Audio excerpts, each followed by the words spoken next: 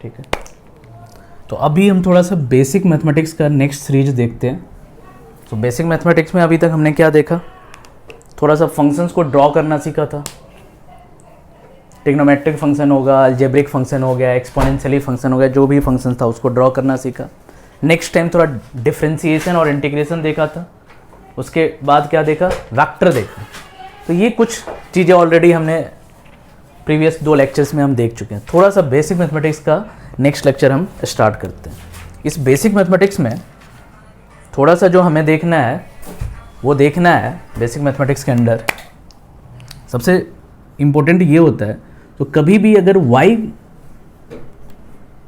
एक फंक्शन है जो थीटा का फंक्शन है सपोजिट, तो जैसे मुझे दिखा सो y is the function of theta, तो थीटा हम क्या लेते हैं, इंडिपेंडेंट वेरिएबल, और y हमारा क्या हो गया, डिपेंडेंट वेरिएबल। जनरली जो ट्रिग्नोमेट्रिक फंक्शन के साथ होता है यही होता है। ट्रिग्नोमेट्रिक फंक्शन जो होता है उसमें यही करते हैं। ट्रिग्नोमेट्रिक फंक्शन में क्या होता है, यही होता है जनरली। सो कहीं ना कहीं थीटा का वेरिएबल है। यही फिजिक्स में क्या करते हो, थीटा को एंगुलर डिस्प्लेसमेंट लेते हैं। तो एंगुलर डिस्प्लेसमेंट में क्या होता है, एंगुलर जो डिस्प्लेसमेंट होता है वो फिजिक्स में क्या हो जाता है, थीटा। अब ये थीटा जो है फंक्शन किसका हो जाता है, टी का। थीटा जो फंक्शन होता है वो क्या होता है, थीटा रेडियन में लेते हैं ना, तो थीटा जो फंक्शन होता है टी का होता है। तो थीटा इक्वल टू हम क्या लिख देते हैं, ओमेगा टी। तो यहां से क्या हुआ, सो y जो था फंक्शन ऑफ थीटा था, एंड थीटा जो फंक्शन है वो किसका है, टी का है। थीटा फंक्शन किसका है, टी का है। y फंक्शन ऑफ थीटा है और थीटा फंक्शन ऑफ टी का है, क्योंकि थीटा और टी किसके थ्रू रिलेटेड है, थीटा इक्वल टू क्या रिलेटेड है, ओमेगा इंटू टी, जहाँ पे थीटा रेडियन है, टी क्या है, टाइम है, इस तरीके से रिलेटेड है। तो ये एक थोड़ा सा ट्रिग्नोमेट्रिक फंक्शन आता है, साइन थीटा हो गया, कॉस थीटा हो गया, टेन थीटा हो गया। जब भी कोई फंक्शन आ रहा है, चाहे वो फिजिक्स में आ रहा है या न्यूमेरिकली कभी हम केमिस्ट्री में भी यूज करते हैं या मैथमेटिक्स में यूज करते हैं, जब भी कोई फंक्शन आ रहा है तो उस फंक्शन का एक फिक्स्ड क्या होता है, डोमेन होता है। फिक्स्ड डोमेन होता है किसी भी फंक्शन का, क्या होता है, एक डोमेन होता है, डीएफ। और एक क्या हो जाता है उसका रेंज, जिसको कहते हैं आरएफ। जैसे जो मैथमेटिक्स के स्टूडेंट है क्लास 12th में, उसका मैक्सिमम पार्ट क्या है, कैलकुलस है। तो कैलकुलस में हर एक एक्सप्रेशन में कुछ ना कुछ डोमेन, कोई ना कोई फंक्शंस जरूर होता है। या तो ट्रिग्नोमेट्रिक फंक्शन पढ़ते हैं, या अलजेब्रिक पढ़ रहा है, या फिर एक्सपोनेंशियल पढ़ रहा है, लॉगरिथमिक फंक्शन पढ़ रहा है, कोई ना कोई फंक्शंस है। तो उस फंक्शंस के प्रॉब्लम्स को करने से पहले फंक्शन का क्या पता होना चाहिए, डोमेन भी पता होना चाहिए और रेंज भी पता होना चाहिए। अब डोमेन और रेंज को सिंपल लैंग्वेज में समझे तो क्या है, डोमेन जनरली क्या है, इंडिपेंडेंट वेरिएबल। कौन सा variable, independent variable. Independent variable का मतलब जिसको हम किस एक्सिस पे ले रहे हैं, एक्स एक्सिस पे ले रहे हैं। फ्रेम में आ रहा है ये। और रेंज क्या है, डिपेंडेंट वेरिएबल, इसको किस एक्सिस पे ले रहे हैं, वाई एक्सिस पे। सिंपल लैंग्वेज में अगर बात करें तो डोमेन जो हो गया वो एक्स एक्सिस पे और रेंज जो हो गया वाई एक्सिस पे। अब डोमेन एक्स एक्सिस पे लेंगे तो क्या होगा, जनरली डोमेन क्या होता है, डी एफ। एक्स एक्सिस पे क्या क्या आता है, सारे रियल नंबर। अगर एक्स एक्सिस को देखें तो -∞ to ∞ इंक्लूडिंग 0 सारे रियल नंबर आ जाएगा। तो किसी भी फंक्शन का जनरली डोमेन तो रियल नंबर ही आना चाहिए, ऑल रियल नंबर, पॉजिटिव भी निगेटिव भी। लेकिन मान के चलो जैसे मैं एक फंक्शन दे रखा हूं y equal to x+1 upon x -1। समझ में आ रहा है ना। तो देखो जैसे ही x की वैल्यू 1 सब्स्टिट्यूट करोगे तो 1 पे ये फंक्शन की वैल्यू कहां पे चला जाएगा, बताओ क्या वैल्यू हो जाएगा, इन्फिनिटी। तो इस x की वैल्यू 1 के लिए ये फंक्शन क्या हो गया, अनडिफाइंड हो गया। इस फंक्शन पे क्या है, इस वैल्यू पे x इक्वल टू 1 पे फंक्शन क्या हो रहा है, अनडिफाइंड हो रहा है। यानी कि अब हमारे डोमेन में क्या आ रहा है, x इक्वल टू 1 नहीं आएगा, उसको एक्सक्लूड कर देना है, सिंपल। समझ में आ रहा है ना। तो डोमेन क्लियर हुआ कि नहीं हुआ। ये भी देखना है domain belongs to real number, but वैसे नंबर जो फंक्शन को सेटिस्फाई कर रहा है। अगर कोई उस फंक्शन के अंदर कोई इस तरह का वैल्यू जा रहा है जिस पे फंक्शन की वैल्यू अनडिफाइंड आ रहा है, अनडिफाइंड का मतलब टेंस टू इन्फिनिटी, जैसे समथिंग अपॉन जीरो, अगर डिनोमिनेटर में जीरो होगा तो वैल्यूज कहाँ जाती है, इन्फिनिटी की तरह। तो अगर कभी जीरो वाला टर्म डिनोमिनेटर में आ जाए तो हम क्या बोलेंगे, वो फंक्शन अनडिफाइंड हो गया उस पैरामीटर पे। और जैसे ही अनडिफाइंड हो गया तो उसको रियल नंबर में से क्या करना है, एक्सक्लूड कर देना है। तो याद क्या इंपॉर्टेंट पॉइंट क्या याद रखना है, सो जब भी किसी भी फंक्शन का डोमेन डिफाइन कर रहे हो तो डिनोमिनेटर पे फोकस करो। सो डिनोमिनेटर को टेंस टू जीरो कर दो, जिससे तुम्हें क्या होगा, इंडिपेंडेंट वेरिएबल की वो वैल्यूज मिल जाएगी जिसपे फंक्शन क्या होगा, जिसपे फंक्शन की वैल्यू क्या हो जाएगी, जीरो हो जाएगी। जैसे ही डिनोमिनेटर को जीरो, जैसे x माइनस वन को जीरो कर दिया तो x इक्वल टू क्या आ गया, 1। तो x इक्वल टू 1 वाले वैल्यूज पे ये क्या होगा, अनडिफाइंड हो जाएगा। x में डिनोमिनेटर को जीरो करो ना, जैसे ही डिनोमिनेटर को जीरो करोगे तो क्या होगा, एक ऐसा वैल्यू जाएगा जिसपे फंक्शन की वैल्यूज क्या हो जाएगी, जीरो हो जाएगी या इन्फिनिटी हो जाएगी। तो वो क्या होगा, उसको रियल नंबर में से, डोमेन में से बाहर कर दो। तो उसी को क्या बोलेंगे, इसको बोल देते हैं डोमेन। रेंज क्या होगा, जब कभी भी किसी फंक्शन का डोमेन निकाल लेते हो उसके बाद देखो वो उस वैल्यूज को सब्स्टिट्यूट करने पे फंक्शन की मैक्सिमम वैल्यूज कहाँ जा रही है और मिनिमम वैल्यूज कहाँ पे जा रही है।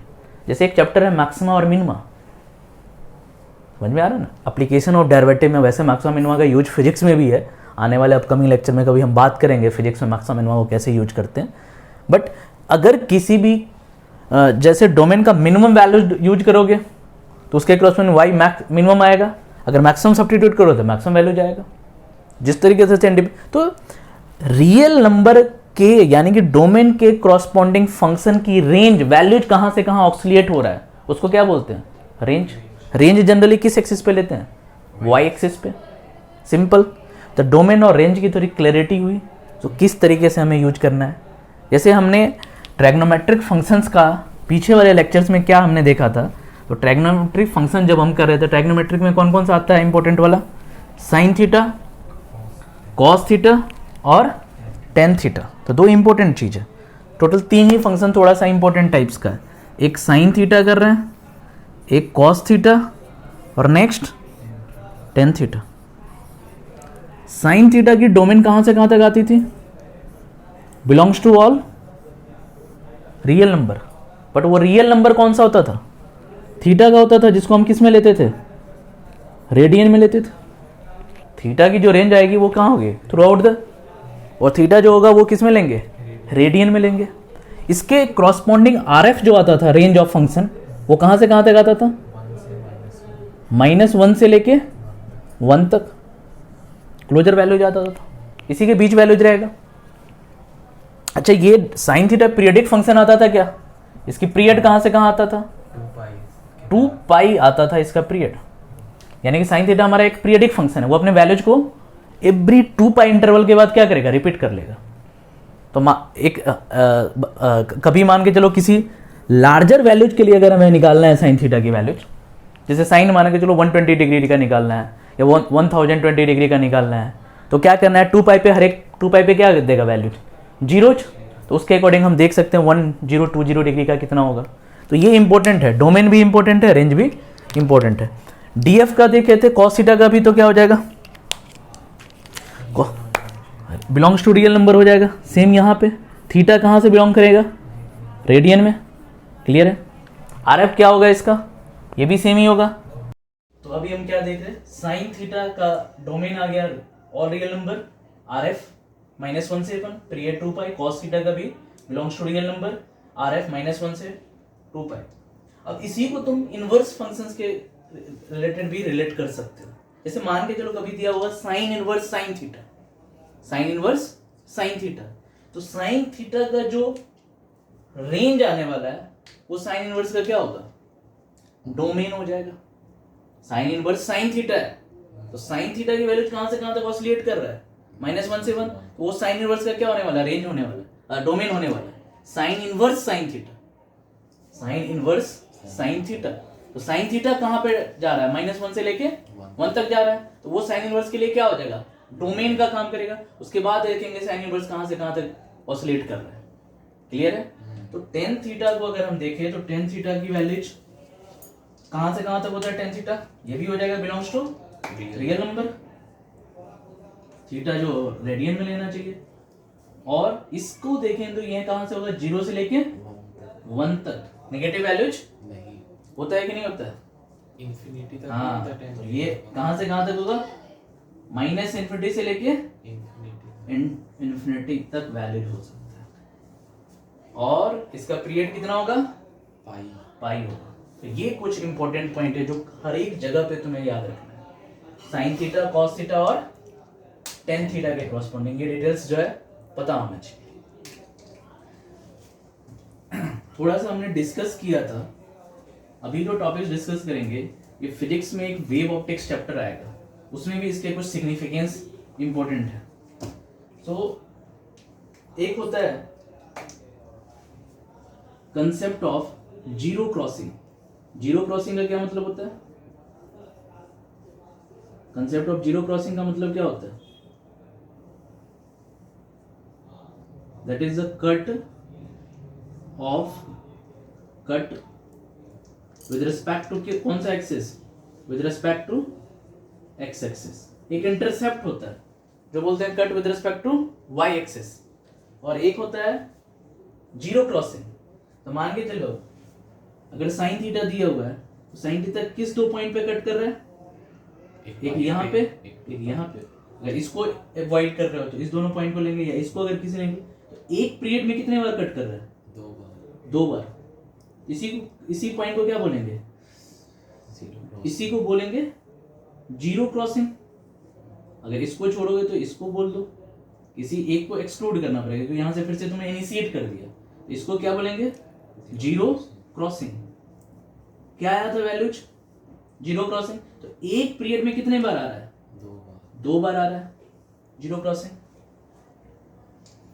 तो कैसे लिखेंगे पॉइंट को, अगर मुझे एक जनरलाइज्ड फॉर्म में बनाना है तो क्या लिखेंगे, sine theta equal to zero पे आ सकता है, और कहां पे आ सकता है, साइन थीटा मतलब पाई पे आ सकता है, और 2 पाई पे, 3 पाई पे। साइन थीटा की वैल्यू जीरो, कहां पे, पाई, 2 पाई, 3 पाई, सोन कहां पे चला जाता है। इसी तरीके से इसको जनरलाइज करना है तो क्या लिखेंगे, थीटा इक्वल टू क्या होना चाहिए, थीटा इक्वल टू एन पाई होना चाहिए, सिंपल। इसका तुम्हें कैलकुलस में काफी यूज होगा, फिजिक्स वगैरह में भी काफी यूज होगा। ये सब हम कर चुके हैं। हाँ कर चुके हैं ना।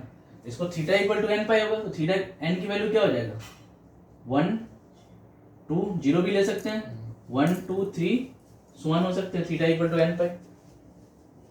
इसी में अगर cos थीटा की बात करें तो cos थीटा जीरो कहां पे होगा, 90 पे कहां पे होगा, फर्स्ट में पाई बाई 2 पे, सेकेंड में पाई 2 प्लस पाई ऐड करते जाएंगे, पाई बाई 2 3 पाई बाई 2 कैसे आया, तो क्योंकि दो बार ऐड जीरो हो रहा तो कितने से पीरियडिक होगा, पाई से होगा। जीरो क्रॉसिंग पीरियडिक कितने से होगा, पाई से होगा, क्योंकि 2 बार क्रॉसिंग आ रही है तो जीरो क्रॉसिंग पीरियडिक हो जाएगा 2 पाई से, पाई बाई 2, 3 पाई बाई 2, फिर 7 पाई बाई 2, सो ऑन चल सकता है। यहां से थीटा इक्वल टू क्या लिखेंगे, 2n plus 1 pi by 2, n equal to 0, so on put करके हम कर सकते हैं। तो जीरो क्रॉसिंग बिल्कुल क्लियर होना चाहिए, जीरो क्रॉसिंग का इंपॉर्टेंस है। अब क्या होता है, इसको थोड़ा सा रिलेट करते हैं। सो जीरो क्रॉसिंग में क्या है, जैसे मान के चलो साइन थीटा की वैल्यूज दे रहा है, जैसे थोड़ा सा काइनेमेटिक्स पढ़ा होगा तो काइनेमेटिक्स में देखा होगा, जैसे कोई ग्राफ दिया रहता है, मान के चलो वो मोशन इस तरीके से कर रहा है, सपोज है बॉडी मोशन, और पूछेगा, ये मान के चलो दे रखा है b वर्सेस या a इक्वल टू क्या होता है, a एक्सेलरेशन, और a इक्वल टू क्या होता है, dv बाई dt होता है। तो अगर v कांस्टेंट होगा तो एक्सेलरेशन क्या हो जाएगा, एक्सेलरेशन भी कांस्टेंट हो जाएगा, v कांस्टेंट तो एक्सेलरेशन भी कांस्टेंट हो जाएगा। v की वैल्यू कांस्टेंट पुट करोगे तो एक्सेलरेशन क्या हो जाएगा,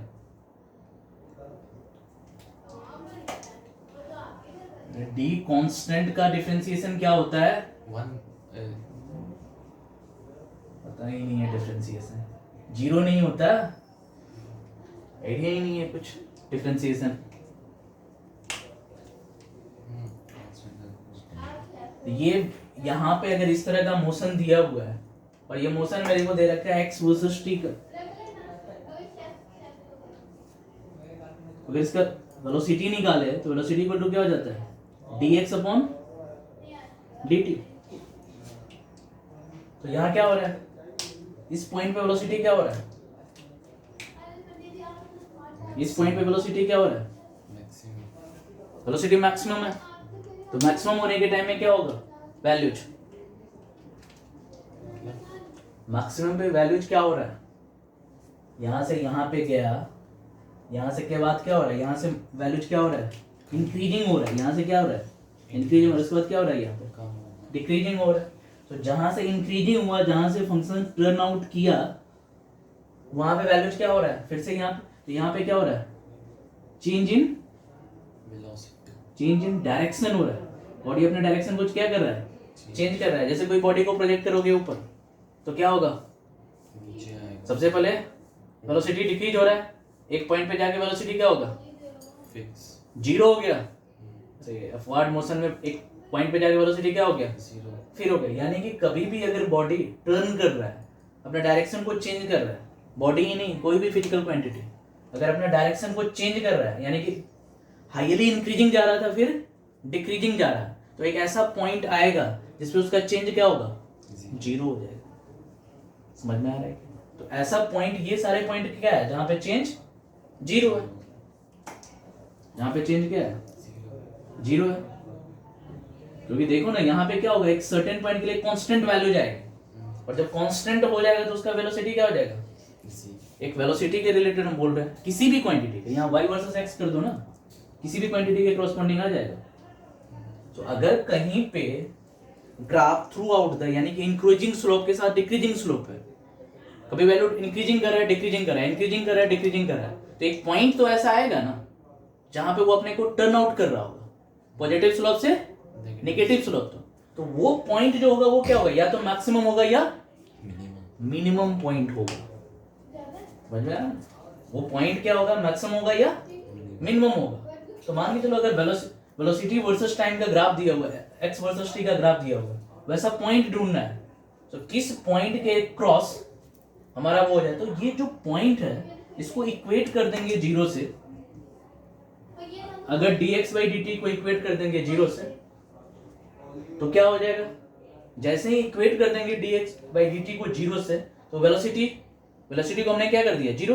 मान लेते हैं अगर ये x वर्सेस t का ग्राफ है, तो dx by dt को जीरो कर दिए, तो वो सारे x की वैल्यू आ जाएगी, जिसपे क्या होगा, ये ग्राफ, ये सारे x का वैल्यू आ जाएगा ना। जैसे मान लीजिए मेरे को दे रखा है x equal to 3t square plus 4t, समझ में आ रहा है ना।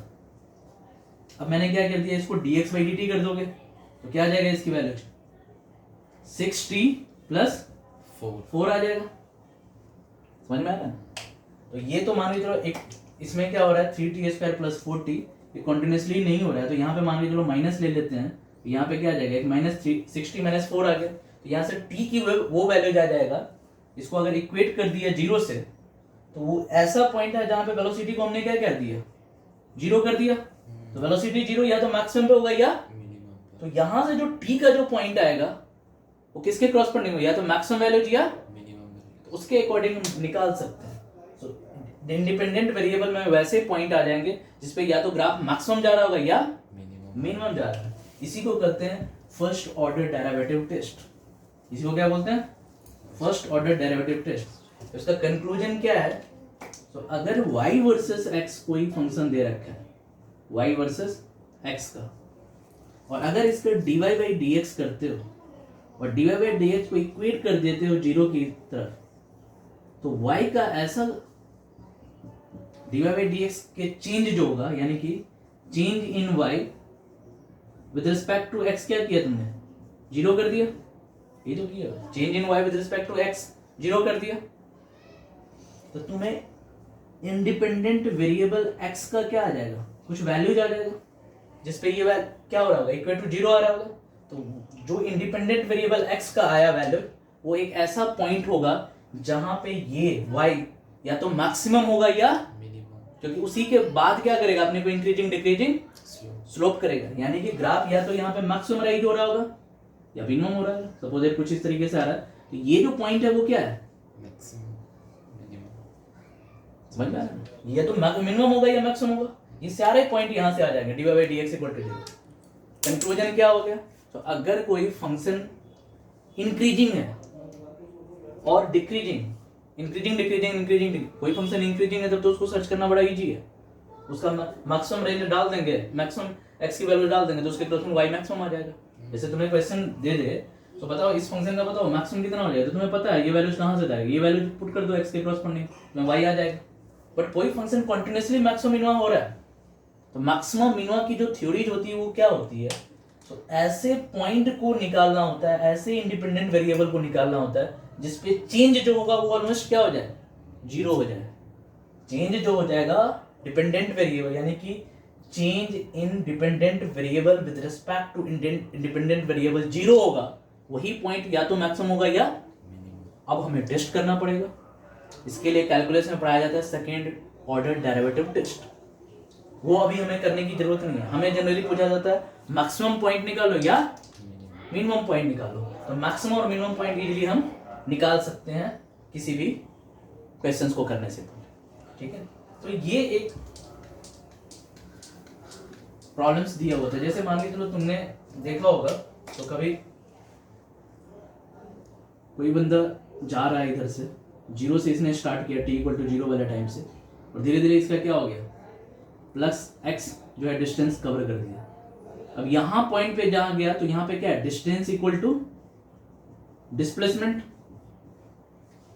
तो किसी भी ग्राफ में डिस्टेंस इक्वल टू डिस्प्लेसमेंट कब तक होगा, जब तक वो अपने डायरेक्शन को चेंज नहीं कर रहा है। अभी डिस्टेंस इक्वल टू क्या है, डिस्प्लेसमेंट, कब तक, जब तक डायरेक्शन को चेंज नहीं कर रहा। मान लीजिए चलो कोई ग्राफ इस तरीके से दिया हुआ, मैं कंटिन्यूअसली ऐसे इंक्रीजिंग दे रखा है, तो जैसे ही इंक्रीज, जब तक इंक्रीजिंग हो रहा है, हो सकता है उसका स्लोप लीनियर हो, किसी भी तरह इंक्रीजिंग जब तक हो रहा है तब तक हम क्या बोलेंगे, डिस्टेंस इक्वल टू क्या है, डिस्प्लेसमेंट हो।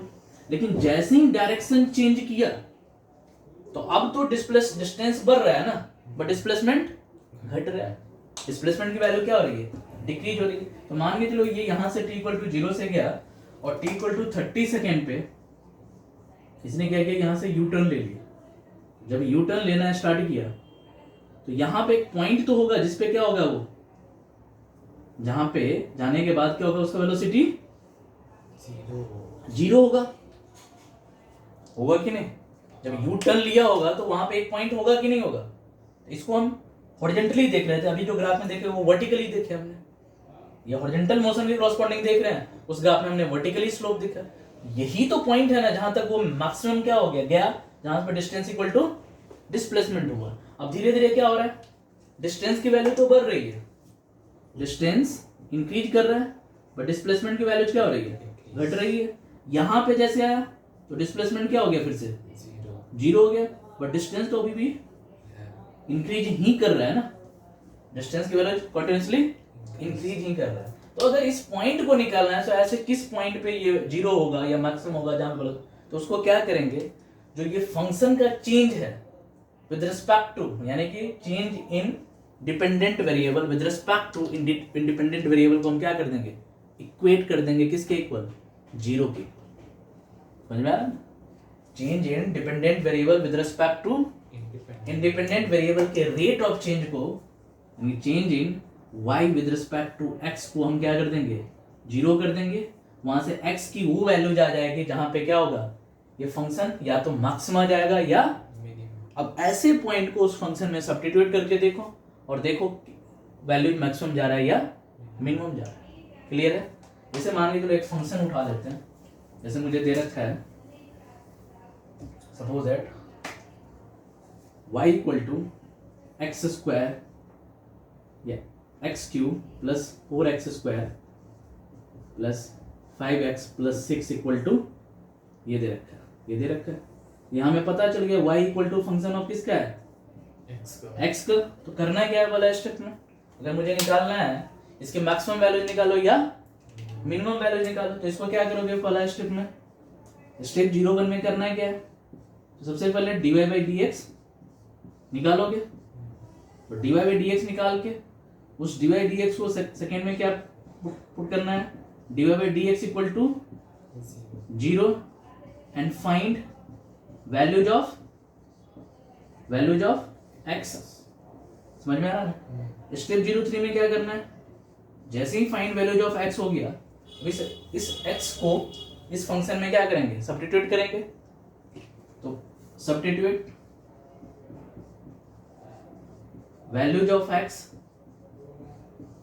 इन y, और यहां से देख लो इस वैल्यूज के लिए मिनिमम दे रहा है या, लेकिन कंफर्म बात है इस x जो आने वाला है उसके क्रॉसपोंडिंग या तो मिनिमम वैल्यू जाएगा या मैक्सिमम वैल्यू जाएगा। तो ये एक छोटा सा डिस्कशन था जहां पे मैक्सिमम, जैसे तुम्हें दिया होगा अभी इलेक्ट्रोस्टेट्स पढ़ रहा होगा, उस इलेक्ट्रोस्टेट में क्या करता है, कभी कभी बोलेगा फोर्स की मैक्सिमम वैल्यू निकाल दो। जैसे मान के चलो फोर्स का, जैसे मान के चलो force is the function of x हो गया सपोज है, कौन सा फोर्स की बात कर रहे हैं, इलेक्ट्रोस्टैटिक फोर्स की बात करें। तो इलेक्ट्रोस्टैटिक फोर्स में क्या होता है, जैसे मान के चलो 4 है कि q x upon suppose that r square आ गया। तो ये आर हमारा फिक्स है, सपोज दैट ये फिक्स्ड है, तो हमारा क्या है, एफ डायरेक्टली प्रोपोर्शनल टू क्या है, एक्स का। तो ये फंक्शन एक्स का सेटिस्फाई कर रहा है ना।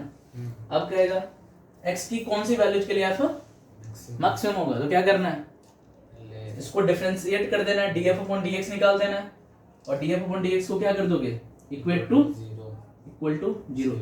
ऐसे प्रॉब्लम्स आया होगा, देखा होगा तुमने इलेक्ट्रोस्टैट्स के यूनिट्स में, ऐसे क्वेश्चंस आते हैं फिजिक्स में।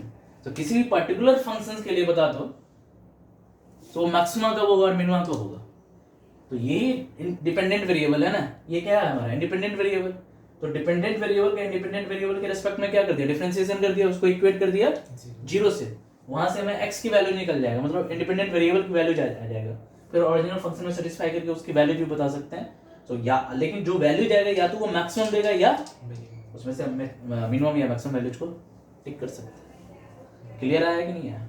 तो ये एक छोटा सा मैक्सिमा और मिनिमा की थ्योरीज थी जो रिलेटेड टू फिजिक्स है।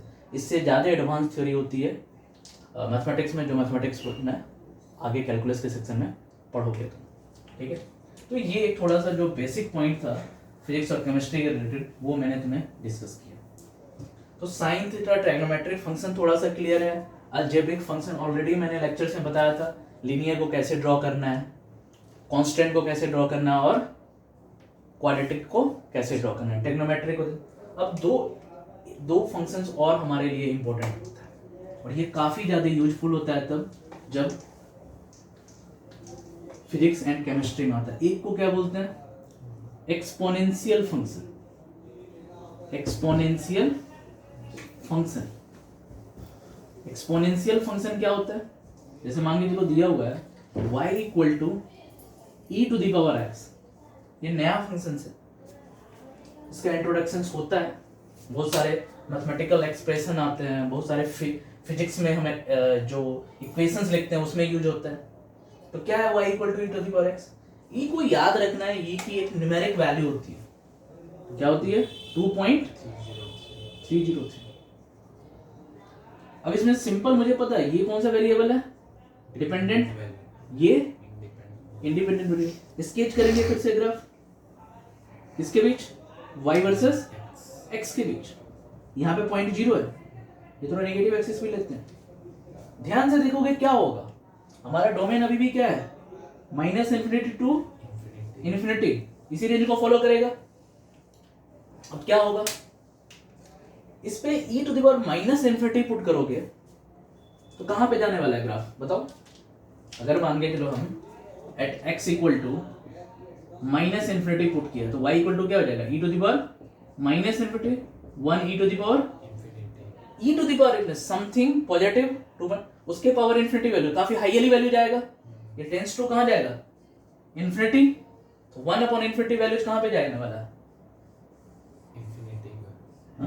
नहीं 0 के पास 0 जाए ना, टेंस टू 0 बोल सकते हैं, at equal to x equal to infinity e to the power -infinity, इसको रेसिप्रोकल में लिख सकते हैं 1 अपॉन इन्फिनिटी।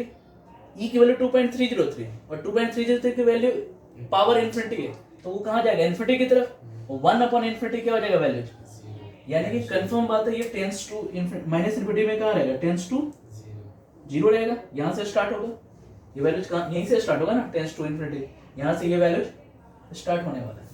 अब देखो जब इसमें सब्स्टिट्यूट कर दोगे at x equal to zero, at x equal to zero substitute करो, कहाँ पे जाएगा वैल्यूज, y इक्वल टू क्या हो जाएगा, e to the power zero और समथिंग पावर जीरो, वैल्यूज 1।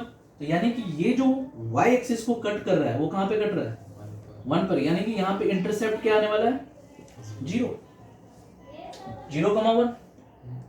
फिर से जैसे जैसे वैल्यू बढ़ाते जाओगे तो यानी कि हम लास्ट वाला पॉइंट देख लेते हैं, at x equal to infinity, तो y कहाँ पे जाना है, ये इन्फिनिटी हो जाएगा कि नहीं हो जाएगा। तो क्या देख रहे हैं, वैल्यूज फिर से क्या हो रहा है, बढ़ते जा रहा है, और y की वैल्यूज कहाँ पे जाती जाएगी, इन्फिनिटी, माने कि ये कहीं पे कट नहीं करेगा, ये आते जाएगा। समझ में आया कि नहीं है y कट, तो ये एक्सपोनेंशियली फंक्शन है, समझ में। अब exponentially function and exponentially function को थोड़ा सा क्लियर हुआ किस तरीके से ग्राफ स्केच किए। अब इसी एक्सपोनेंशियल फंक्शन को हम लॉगरिथमिक फंक्शन से रिलेट करते हैं, और हमें यही दो फंक्शन जनरली बहुत बार पूछा जाता है, चाहे वो फिजिक्स हो या केमिस्ट्री हो, मैथमेटिक्स में भी तुम्हें मैथमेटिकली ग्राफ वगैरह में काफी ज्यादा इसका यूज करते हैं, पूछते हैं।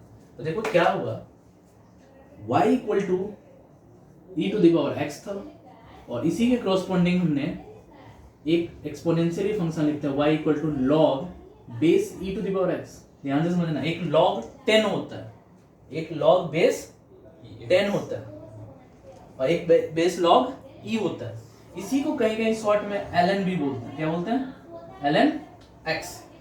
समझ में आ रहा है कि नहीं आ रहा। अब ध्यान से देखना, इसका अभी हमने ड्रॉ किया, कैसे ड्रॉ किया, तो हमें आ गया यहाँ पे y वर्सेस x को जैसे ही ड्रॉ किया, यहाँ से क्या हो गया, ऐसे आ गया, ये पॉइंट क्या हो गया, 0,1, यहाँ पे ये वैल्यू जीरो की तरफ, यहाँ पे वहाँ पे माइनस है, प्लस इन्फिनिटी की तरफ, यहाँ पे जीरो होगा ना, यहाँ पे क्या होगा, इन्फिनिटी। इसी तरह ग्राफ इन्फिनिटी होगा तो ये थ्रू आउट थोड़ा सा स्लोप इस तरीके से बनेगा, ये ऐसे बनेगा कि नहीं बनेगा, ये प्लस इन्फिनिटी होते जाएगा, ये y एक्सिस है। अब log e का ध्यान से सुनो, log की कुछ वैल्यू से तुम्हें पता हो ना, log 0 कितना होता है, log 0 की वैल्यू क्या होती है, अनडिफाइंड होता है log 0। अब ध्यान से देखो, इसी ग्राफ से e to the power x से log e to the power x बनाना है मुझे, कैसे बनाएंगे, इसी ग्राफ का हमने क्या करना है, मिरर इमेज ड्रॉ करना है। कौन सा इमेज ड्रॉ करना है, मिरर इमेज। मिरर इमेज कैसे ड्रॉ करेंगे, ये ऐसे था, ये कुछ इस तरीके से आ गया, ये नीचे, इसे फर्स्ट क्वाड्रेंट, सेकंड क्वाड्रेंट का फोर्थ क्वाड्रेंट में होगा, तो ये कुछ इस तरीके से फर्स्ट क्वाड्रेंट का ही है, तो यहाँ पे एक मिरर रख दिए और इसका मिरर इमेज ले लिया। तो ये ग्राफ माइनस इन्फिनिटी से स्टार्ट हुआ, ये x का कौन सा पॉइंट होगा, 1, log 1 की वैल्यू 0, तो ये 1, 0 हो गया। जैसे जैसे अब ये आप जो वैल्यू जाएगा वो पॉजिटिव रेंज का आएगा, तो वैल्यू क्या हो रहा है, इंक्रीज करता जा रहा है कुछ इस तरीके से। तो क्या देख रहे हो, y equal to e to the power x और y equal to log e to the x आपस में क्या है, मिरर इमेज है, मिरर इमेज है, यानी कि एक तरह से क्या है, आपस में इनवर्स है। इनवर्स का मतलब क्या होता है, जस्ट वैल्यू क्या होगा, रिवर्स होगा, इनवर्स होगा। अब इस चीज के सिग्निफिकेंस ये भी हमारा यूज होता है, बट इसको हैंडल करना काफी इजी है। y equal to e to the power x का डिफरेंशिएशन करोगे, यही फंक्शन फिर से आ जाएगा। y equal to log e to the power x का डिफरेंशिएशन करोगे तो 1/x आ जाएगा। इसका डिफरेंशिएशन करोगे तो कितना आ जाएगा, 1/x, या 1/x का इंटीग्रेशन करोगे तो क्या आ जाएगा, log e x आ जाएगा। समझ में आया? ये सब याद रखना है। तो डिफरेंशिएशन जब हम कर रहे हैं, डिफरेंशिएशन का मतलब क्या होता है, रेट ऑफ चेंज निकाल रहे हैं। तो रेट ऑफ चेंज जो एक्सपोनेंशियल फंक्शन का वो सेम फंक्शन रिपीट हो जाता है, और rate of change ln function का करो 1/x होगा, तो इसका इंटीग्रेशन भी तो इधर से ट्रू होगा ना, इंटीग्रेशन भी इधर ट्रू होगा कि नहीं होगा, ये इंटीग्रेशन भी ट्रू होगा। तो एक बेसिक आइडिया है कि नहीं आएगा, लॉगरिथमिक फंक्शन और एक्सपोनेंशियल फंक्शन को कैसे हैंडल करेंगे, समझ में आ रहा है।